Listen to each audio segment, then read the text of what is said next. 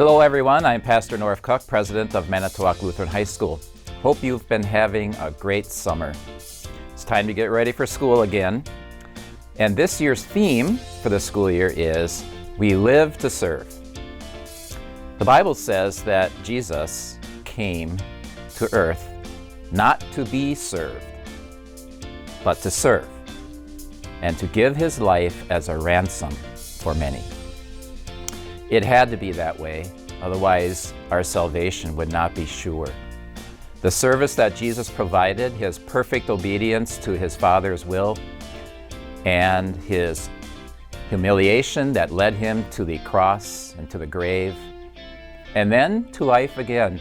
That means that we now have the assurance of eternal life, and along the way, opportunities to serve and thank him for that most precious gift.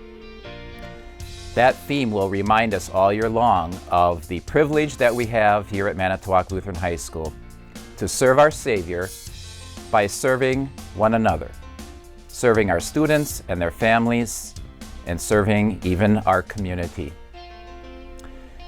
Our prayer is that the Lord will bless this service so that we can, as our mission statement says, become thoroughly equipped for paths of service to our Redeemer. Those paths of service can be all kinds of things, and throughout the year, especially during our chapels, we'll have opportunity to explore the many different ways that we can serve one another and serve our Lord. And meanwhile, we will keep praying that the Lord bless us once again as we come together as a school family. We look forward to seeing you again. Take care. Bye. Hello, my name's Dave Warner. I'm the principal here at Lutheran High. I figured it was still summer, so I would share with you a nice background to our video today. I believe this is from a recent trip to Door County that me and my wife took. My part of the video here is to talk a little bit about what's normal and what's new for the upcoming school year. I realized with the last 2 years being a little bit different, that the only people that really know what normal is are the seniors. And seniors, it's when you were a freshman. First of all, and probably the most notable, is that we're going back to face-to-face learning. It's important to note that Lutheran High will only offer face-to-face learning this school year. We're not offering an online option, and I know some schools are doing that because it worked well, but we're not. The amount of time and effort that our teachers gave to make this work the last 2 years should be commended. They did a lot of extra work to make it work. But we're going back to our traditional face-to-face learning. Now, if your child is sick and you call in that particular day, they can certainly request information that's shared, or they can even request if the teachers can record their lessons or even do it live. But understand, some teachers may or may not be able to do that as easily as before. Some can click a button and it's no issue. Others, it's a lot more work to be able to do that. So don't expect every teacher to do that for you, but some teachers could. The same is for an extended leave. If they're at home for multiple days, that same request can be made. But students or parents, you need to reach out to the individual teachers and make that request. And understand that some will and some won't. So we're excited to offer face-to-face education next year. The last couple of years, attendance has been a little tricky. And so again, we're going back to normal. So what is normal? Every student gets 10 days per semester per class that they can miss. And it can be for sickness, vacation, or a number of other reasons. There are also some reasons that we don't count a missing day, and we'll get to that in just a second. There won't be a COVID option this year, which we gave last year, which basically meant that you were either home because you had COVID, or you were home because you were being quarantined, and then those days didn't count against you. That's gone. Either you're absent or not. So the basic rule is this: if your student isn't at school, they're going to be marked absent. Simply attending online school, like I talked about before, they're still going to be marked absent for class that day. They're simply not with us. Now, a couple of the exceptions are if it's a school-related event, or if they are attending a school-sponsored club like a field trip, and we've even extended that for some of our families who go to the county fair because they're showing animals or whatever the case is. We've made some exceptions for things like that in the past, and those will hold true. I'm talking about a general missing day of school.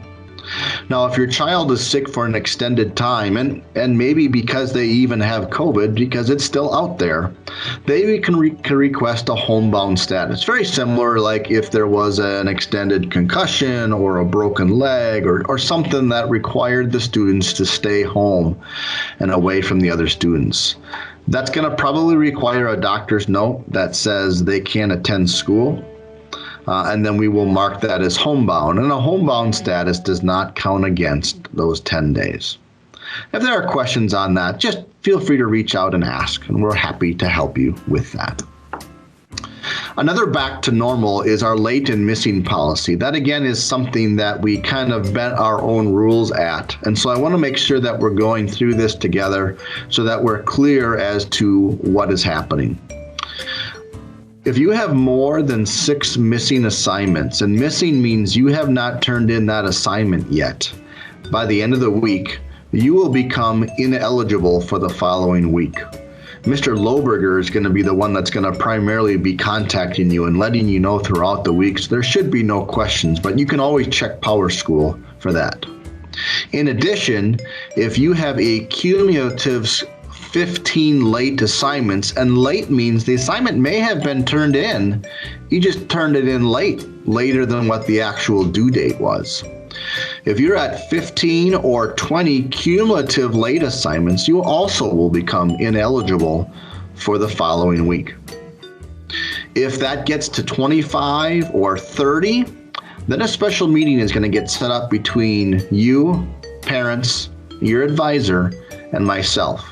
And we're going to figure out a plan for you that's going to best help you out. Maybe the one change is that it used to be you could have a missing assignment, one that hadn't been turned in, up to a month old. And we're going to change that to 2 weeks. So anything not in after 2 weeks, even if it's just one little assignment, will make you ineligible for the following week. Now, what does ineligible mean? Well, if you are involved with a club and a sport or something along those lines, then you will be unable to perform in activities the following week. Now, if you get your missing work done, you can still practice. What if you're not in anything? Well, then you will serve a 30-minute either before or after school work detention in order to get that work in. And you need to get that work in order to get out of that before or after school. So parents, please work with us on this and understand that there may be times when your student can't leave right away at 3:05 if they have missing work. They may need to leave at 3:35. And I'm sorry, I think school is going to take precedent over a work responsibility. Now, if it absolutely can't happen after school, then come before school. Come at 7 or 7:15. and serve that 30-minute work detention. We're going to hold you to that. Students, if you just miss and walk away and we don't hear anything from you, you'll get an in-school suspension the next day. And obviously, if those rack up, more issues will come. Communication is key. Students, communicate with Mr. Lohberger, with your teachers. There may be viable reasons why you can't get an assignment in. Don't assume that we know. Please communicate, and we will work with you. So now a little transition into what's new. This one isn't really new so much, but it's new according to what was normal. Every student is going to be issued a hall locker. As we discovered last year when we tried to limit the number of times students went to their locker, it actually worked out pretty well for students to use backpacks. And so that's going to be something that we're going to continue. Students can bring your backpacks into class with books and things that you need. However, you're still going to have a locker, and you may want to use it for a jacket, for personal items that you want to have locked away, or for other reasons. A couple things, though, that we need to clear up about this. There should be no bags left on the floor in the locker room. Both our boys and girls locker room turned into tornado zones these last couple of years. And that simply can't be. If there's something that's left on the floor, it's going to get scooped up, put in lost and found, and you're going to need to buy that back each and every day. You've got 2 lockers that you can use, and you can carry your books with you in a backpack. Nothing should be left on the floor. And as long as we're talking about lockers, keep those things locked. How many times have we heard over the last several years, I lost something in my locker? Well, was it locked? Well, no. Well, that's kind of tough for us to work with. Yes, it's unfortunate that things get stolen. There's sin everywhere in the world, even, shockingly, at Lutheran High. But you know how you can prevent things from getting stolen? Lock your lockers. Another thing that's going to be new, sort of, this year, we did it last year, was our new anonymous reporting app called Safe Schools. We introduced that during the second semester last year, and it came with a lot of success. Now, understand, students, if you see something in the hallways or in the classroom that just isn't right, you should go up and talk with that person as a fellow Christian and say, hey, knock that off. Especially seniors as leaders of the school and student council members, leaders of your class, you've got that responsibility to be able to do that.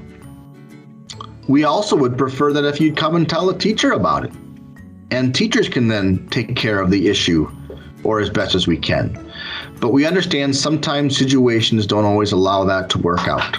So we have this anonymous app program that students have used, and you can do such things as just type in a message. You can send a screenshot from your phone. You can send a video. You can even just send an audio message or just type it in. Students, you'll get more information about how to use this app as we get to school. Understand, this app is not to be used for emergencies. What happens is that when a tip is reported, an email gets sent to Mr. Lohberger and myself. Now, if we're not checking emails or we're out of the building that day, we may not get that email. So don't sit there and see a fire in the building and say, well, I sent a tip about it. No, that's an emergency and something that needs to get dealt with right away. So understand, if it's a 911 situation, we got to deal with it a different way. All right, here's the big one, students. You may want to sit down for this one. In our meetings this last summer, the teachers sat down and we discussed about phone use in the classroom and how it kind of gotten out of control. And so I suggested, well, what if we just don't have phones in the classroom at all? And there was a huge celebrating and clapping by the teachers. So we're going to throw in this new policy for next year. Cell phones are out of sight. That means they're locked in your locker or they're put in your backpack during the academic day. That means 7:54 a.m. to 3 p.m. This includes study halls. You cannot use your phone. Now, there may be some rare situations where a teacher would request you to use your phone for something, or you as a student may have a rare request that they need to use their phone because of a family emergency or something. This is not what we're talking about. We're talking about general use of your phone. Obviously, no cell phones can be used in the locker room or the bathrooms. That's a tricky one for us to monitor. We'll try to make a little bit more of a presence in those places. Now, when can you use your phone? Well, cell phones can be used in between classes. This does not mean the last 5 minutes of class. This means as you're in the hallway, all right? As you're in the hallway in between class periods. Except before chapel, it's a shorter break there, so we're wanting you to get right from third hour to chapel. During the lunch period, if we have a flex or homeroom period and you are hanging out at the end of the day, that can be used. And then seniors, for those that are able to use the senior center during a study hall or open period, you can use your phones there as well. So understand this, phones are not to be in the classroom. Don't walk in the classroom using your phone. Don't walk out of the classroom using your phone. It's in the hallway only. Now, if a phone is used, a teacher will grab it from you and will drop it off in the office. And then I will put a $20 TADS charge on your account. $10 of that is going to go right to our mission offering. The other $10 is going to be, quote unquote, a reward for the teacher that caught you using the phone. And at the end of the school year, that'll accumulate and they'll be able to buy some stuff for their classroom that they currently don't have. If there are questions on that, let us know. Communication is key. And if you let us know for a valid reason of why you would need a phone on a particular day, we'll probably let you do it. Otherwise, $20 charge. Another new thing is going to be something called the Employability Grade. This is a idea that we took from area schools that kind of have a conduct type grade. This grade will be used for a couple different reasons. It's going to be taken, first of all, about 3 or 4 times during the school year, and it will show up under your homeroom. So it'll look like you're actually getting a grade for homeroom. Now understand, this does not affect your GPA. This does not affect your graduation status or anything like that. What does it affect? Well, it gives us an opportunity, first of all, for parents to get a full picture of how their student is doing. Not only what their grade is, but how are they behaving in school.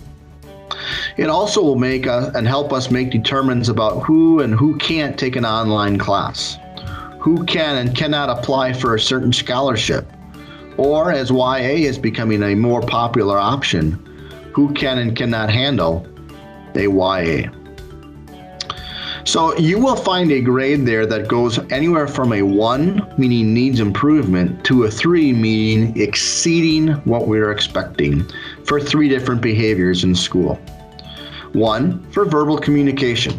How are they communicating in class, with each other as students, and working with each other? Number 2, are they producing quality work? Is it on time? Is it their work? Or are they plagiarizing it from somewhere else? And number 3, are they showing self-direction and initiative? Are they doing things on their own, or do they constantly need to be reminded or refocused to get there doing their work? All 3 of those obviously are awesome things that as you become full-time employers and employees someday, you'll be looking for as a boss, or you'll be looking for to do as an employee. Now these grades are going to be on averages, and you'll be able to see them on PowerSchool. And then what you're going to be able to do then is you're going to be able to contact your homerooms if you're not sure why the grade was lower or higher. And they're going to have more information, including anonymous comments given by teachers. So as an example, as you look on the PowerSchool and your name is Joe Lancer, you're going to see, of course, math is an A. And English, you're not doing as well as B-. And then all of a sudden it'll say homeroom grade 2. You can click on the homeroom grade, and then you'll see the 3 different columns. In communication, you need improvement. You got a 1. In quality work, you did 2, but you're super self-directed and you don't need lots of directions. That would be an odd combination of numbers as I look at that. But those obviously average up to a grade of 2. So you will see that, and you will see further information on the Express, which will let you know, hey, these are being updated on a particular week. The last thing I want to comment on is communication. And I've said that a couple of times here throughout this video. Communication is key. A couple of emails that we have created that will help you as parents or students make contact here at the high school. First of all, who do you contact for? Basically, it's your advisor. That should be almost a starting point for every single issue that comes up. Not that I don't want to hear and read your emails as principal, but with 220 students, I can't handle everyone's individual issues. So please reach out to your advisor. That is your go-between between home and school. There are a couple of special ones that we can bypass the homeroom advisor for. For instance, attendance. If you know your student is going to be absent on a day, please don't email an individual person in the office. Just email attendance, because that actually goes to a couple different people. So if someone happens to be gone and not working in the office that day, someone else is going to be able to get that email. Same thing for TADS. Don't email one individual person about a TADS issue. Simply email TADS.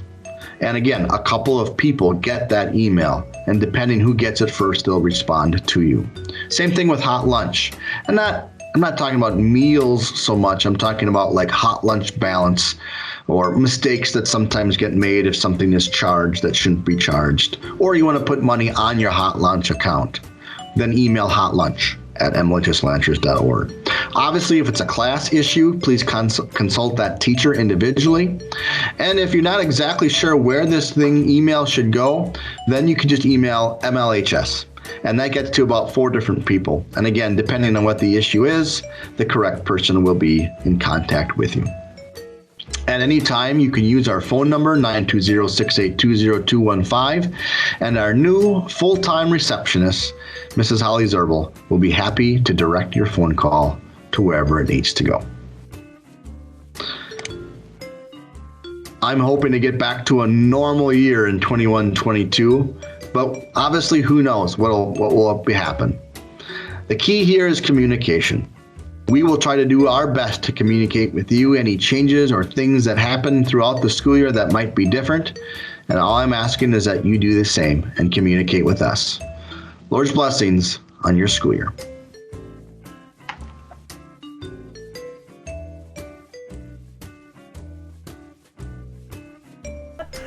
Hello, Lancer family. My name is Ryan Hulse. This is my wife, Erin, and I have been called to serve as the new Director of Mission Advancement here at Manitowoc Lutheran High School.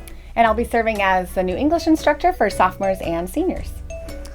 We moved here just recently from the Twin Cities, where we were both serving at St. Croix Lutheran Academy. Before that, we were in Washington State, where I served as a 3rd through 8th grade science teacher, variety of different things at Holy Trinity Lutheran in the Seattle area. We then moved to St. Croix, where I helped start the middle school, and then moved into the position of activities director 6 through 12. Before that, when we got married in 2005 and he was assigned out to Seattle, Washington, I served as a dorm supervisor, a tutor at Luther Preparatory School in Watertown, Wisconsin for 2 years. I grew up in a called worker family. My dad was a called worker, and he just retired recently and moved back to Wisconsin, so we'll be living near my family now, which is exciting. I always wanted to go to DMLC, which then was MLC when we went there, and that's where we ended up meeting. I got called to the high school, and that's kind of where I've stayed. I love teaching high school kids.